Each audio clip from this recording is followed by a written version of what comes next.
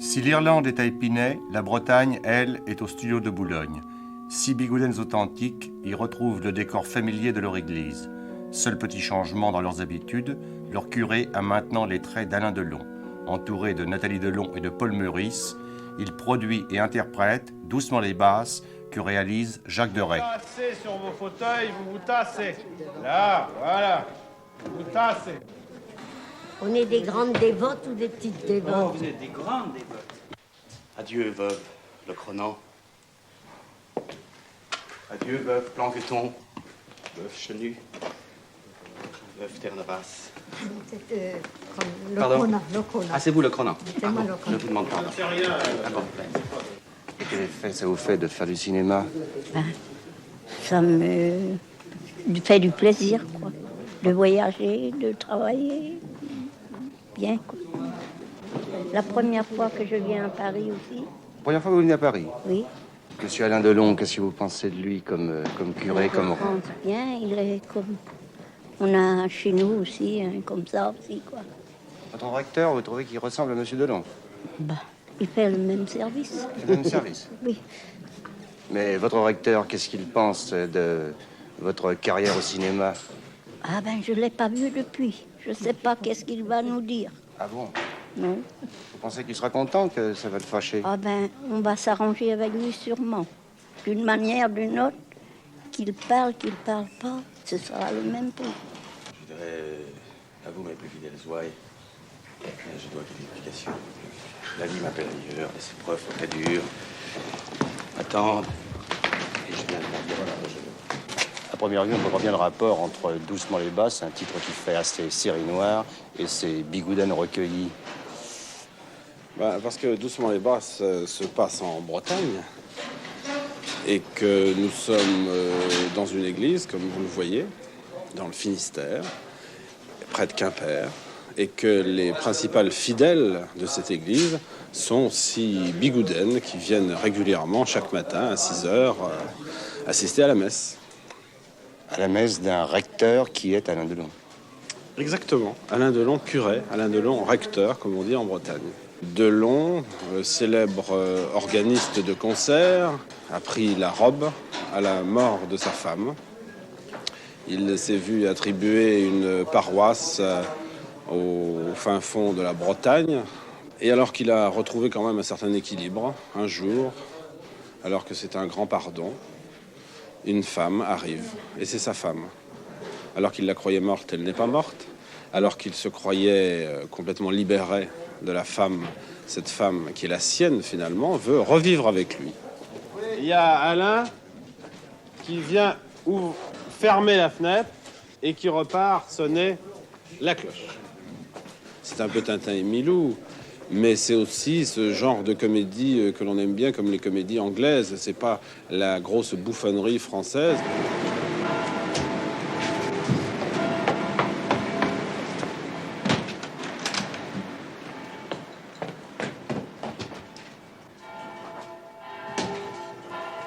Avec Pascal Jardin, avec Jacques Deray, nous avons cherché à faire une comédie. Et puis nous avons demandé à Pascal Jardin d'imaginer un sujet, de trouver un sujet. Il l'a trouvé, il l'a écrit. Et il s'est trouvé que le personnage central de cette comédie était un prêtre. Donc c'est venu en second. Je n'ai pas au départ souhaité faire un prêtre. Mais je dois dire que la soutane au service de la comédie, c'est, si vous voulez, c'est encore plus fort qu'une comédie normale. Pour moi, c'est formidable. J'ai l'impression que je me défoule, j'ai l'impression que je débute avec ce film.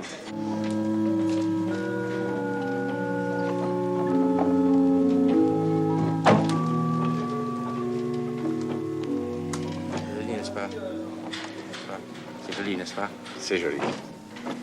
On a vraiment l'impression que jouer un personnage de prêtre, c'est une tentation pour tous les acteurs, ou presque. Comment expliquez-vous cette sorte de fascination? Fascination de ma part ou du public pour les rôles de prêtre, pour les acteurs qui jouent des prêtres? Les deux. Pour moi, c'est une fascination, non, pas exactement le mot. Je veux dire, d'abord, c'est un personnage nouveau. Et puis tout à fait différent de ce que j'ai l'habitude d'interpréter. Lorsque j'ai dirigé Delon dans Borsellino, bon, c'était des mauvais garçons. Je veux dire, il y avait une complicité immédiate. On avait autant l'habitude de l'un que l'autre de ce genre de personnage. Là, c'est un personnage à trouver à chaque jour, chaque plan. Et c'est un personnage qui doit être étrange. C'est un personnage aussi qui doit faire rire. Dès qu'on a revêtu la soutane d'un prêtre, contrairement à ce que pensent les gens, c'est beaucoup plus facile. C'est-à-dire qu'on a des mouvements, des façons de se mouvoir, des agissements qui viennent tout naturellement. On ne s'adresse pas à des fidèles comme je m'adresse à vous. Il y a certaines emphases, on porte la voix et on agit tout à fait différemment. Enfin, c'est un boulot d'acteur et c'est passionnant.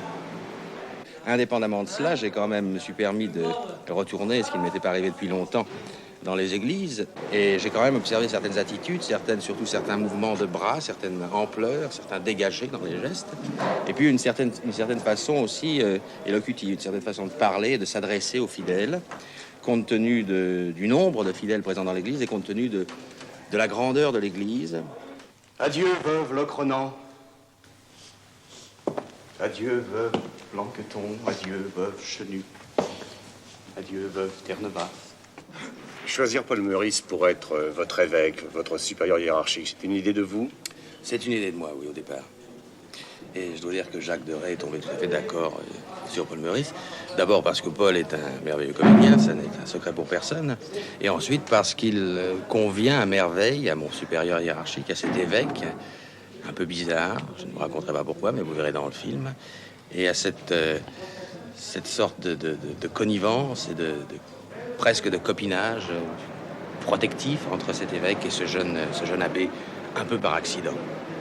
Dites-moi, l'abbé, à bien vous regarder, je vous trouve la mine agitée et l'élocution incertaine. Je ne vois plus en vous le fils spirituel de Fléchier et de Bourdaloue. Monseigneur, une épreuve me frappe. Réjouissez-vous. Dieu ne frappe vraiment que les fils qu'il aime. Ah, Monseigneur, j'ai la cote là-haut. Vous, bien sûr, mon fils, de ne pas pécher par orgueil. Ma femme. Ma femme qui était morte. Oui. Elle n'est plus morte. Aïe. Elle est vivante et remariée. Oui. Son mari est venu me voir avec elle. Elle veut le quitter et se remettre et revivre avec moi. Tu Dieu. Mais vous connaissez, je pense, la position vaticane sur le mariage des prêtres. Bien, on vous a trouvé beau. Oh. L'habit ne fait pas le moine, comme disait monsieur l'évêque. L'épouse que le Seigneur rend inopinément à l'abbé Delon, c'est Nathalie Delon. Pour moi, je donne une place très très importante pour plein de raisons. D'abord parce qu'il y a très longtemps que je voulais faire une comédie. Et puis ensuite, si vous voulez, c'est un peu une nouvelle carrière que j'aborde. Avec un genre de film que j'avais envie de faire depuis très longtemps. Enfin, pas exactement cette histoire, mais une comédie. Et j'ai arrêté de tourner depuis 1 an. Parce que j'avais beaucoup travaillé pour des raisons personnelles, parce que j'en avais envie. Et je me suis arrêtée pour reprendre un deuxième souffle. Et je trouve assez intéressant de recommencer, si vous voulez, comme j'avais débuté, c'est-à-dire avec Alain. Voir soudain sous l'habit du prêtre un comédien que l'on connaît bien, dont on a déjà été la partenaire, quel effet cela fait-il? La première vision était pour moi aussi surprenante que pour vous, je suppose. Mais je trouve que ça lui va très bien. C'est encore une des choses qu'il pourrait très très bien faire. Enfin, porter l'habit, je veux dire, du prêtre.